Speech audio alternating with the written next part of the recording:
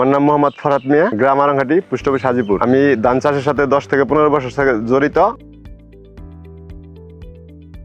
এবার আমি 3 একরের মতো ধান চাষ করছি। আগে আমি মার্জা পোকা অনেক সমস্যায় ছিলাম, ধান ভালো হইতো না, মার্জা পোকায় পিস কাটতো। মার্জা পোকা দিলে যে অবস্থা হয়, এই যে এরকম ভাবে মার্জাটা কেটে দেয়, কেটে দেওয়ার পরে আপনি এই যে সিস্টেম মরে যাওয়ার পরে সিস্টেম সাদা হয়ে যায়।